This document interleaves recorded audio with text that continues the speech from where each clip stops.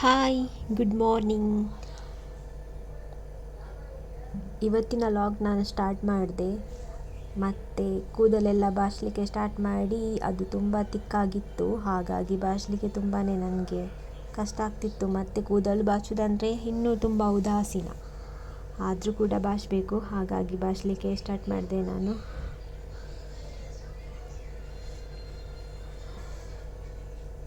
ಆಮೇಲೆ ಟೀ ಕುಡಿಲಿಕ್ಕೆ ಅಂತ ಬಂದೆ. ಟೀ ಕುಡಿಲಿಕ್ಕೆ ನನಗೆ ಇತ್ತು ಗುಡ್ಡೆ ಬಿಸ್ಕಿಟ್. ನನ್ನ ಮನೆಯ ನಾಯಿಗಳಿಗೆ ಗುಡ್ಡೆ ಬಿಸ್ಕಿಟ್ ಅಂದರೆ ತುಂಬಾ ಇಷ್ಟ.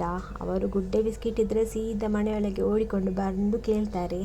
ಅವರದ್ದು ಮೊದಲೇ ಬ್ರೇಕ್ಫಾಸ್ಟ್ ಆಗಿತ್ತು, ಬಿಸ್ಕಿಟ್ ಎಲ್ಲ ತಿಂದು. ಮತ್ತು ನಾನು ತಿನ್ನುವಾಗ ಮತ್ತೆ ನನಗೆ ಕೊಡು ಅಂತ ಕೇಳ್ತಾ ಇದ್ದರು.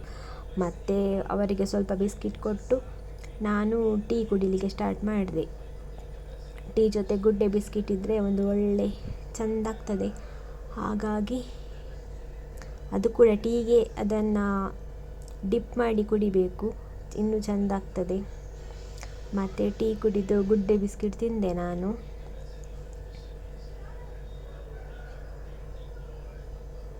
ಅದಾದಮೇಲೆ ನೆಕ್ಸ್ಟ್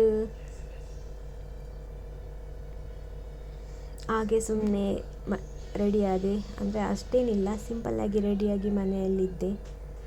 ಆಮೇಲೆ ನನಗೆ ಟ್ಯಾಬ್ಲೆಟ್ ಕುಡಿಲಿಕ್ಕೆ ಇತ್ತು. ಹುಷಾರಿಲ್ಲ ಅಂತ ಮೊನ್ನೆ ಹಾಸ್ಪಿಟಲ್ ಹೋಗಿದ್ನಲ್ಲ, ಅಲ್ಲಿ ಬೆಳಿಗ್ಗೆ ಮತ್ತು ನೈಟ್ ಅಂತ ಟ್ಯಾಬ್ಲೆಟ್ ಕೊಟ್ಟಿದ್ದರು ಮತ್ತು ಸಿರಪ್ ಕೊಟ್ಟಿದ್ದರು. ಬೆಳಿಗ್ಗೆ ನಾನು ಬಿಸ್ಕಿಟ್ ಮತ್ತು ಟೀ ಕುಡಿದು ಆದಮೇಲೆ ಊಟ ಮಾಡಲಿಲ್ಲ. ಪದಾರ್ಥ ಇನ್ನೂ ಮಾಡಬೇಕಷ್ಟೇ, ನಾನೇ ಮಾಡಬೇಕು. ಮತ್ತೆ ಲೇಟ್ ಆಗ್ಬೋದು ಅಂತ ನಾನು ಬೇಗನೆ ಬೆಳಿಗ್ಗೆದು ಟ್ಯಾಬ್ಲೆಟ್ ಬೆಳಿಗ್ಗೆನೇ ಟೈಮಲ್ಲಿ ಕುಡಿಲಿಕ್ಕೆ ಸ್ಟಾರ್ಟ್ ಮಾಡಿದೆ. ಕುಡಿಯುವಾಗ ಒಂಥರ ಆಗ್ತಾ ಇತ್ತು, ಆದರೂ ಕೂಡ ಕುಡಿಲೇಬೇಕು, ಎಂತ ಮಾಡೋದು. ಆಮೇಲೆ ಇವತ್ತು ಪದಾರ್ಥ ಬಂದು ಬೀಟ್ರೋಟ್, ನನ್ನ ಫೇವ್ರೇಟ್ ಸಬ್ಜಿ. ಬೀಟ್ರೋಟ್ ಮಾಡಲಿಕ್ಕೆ ಅಂತ ಬೀಟ್ರೋಟನ್ನು ಕಟ್ ಮಾಡಿ ಬೇಯಿಸಲಿಕ್ಕೆ ಇಟ್ಟು ಆಮೇಲೆ ಮಸಾಲವನ್ನು ರೆಡಿ ಮಾಡಿದೆ. ಮಸಾಲಕ್ಕೆ ಏನೆಲ್ಲ ಐಟಮ್ಸ್ ಬೇಕು ಅದನ್ನೆಲ್ಲ ಹುರಿದು ಮಿಕ್ಸಿಯಲ್ಲಿ ಹುಡಿ ಮಾಡಿ ನೋಡಿ, ಇವಾಗ ಮಸಾಲ ರೆಡಿ ಆಯಿತು. ಮಸಾಲ ರೆಡಿ ಆದಮೇಲೆ ಬೀಟ್ರೂಟ್ ಬಂದಿತ್ತು. ಮಸಾಲವನ್ನು ನಾನು ಆ್ಯಡ್ ಮಾಡ್ಕೊಳ್ತಾ ಇದ್ದೇನೆ. ಇವಾಗ ನೀವಿಲ್ಲಿ ನೋಡ್ಬೋದು.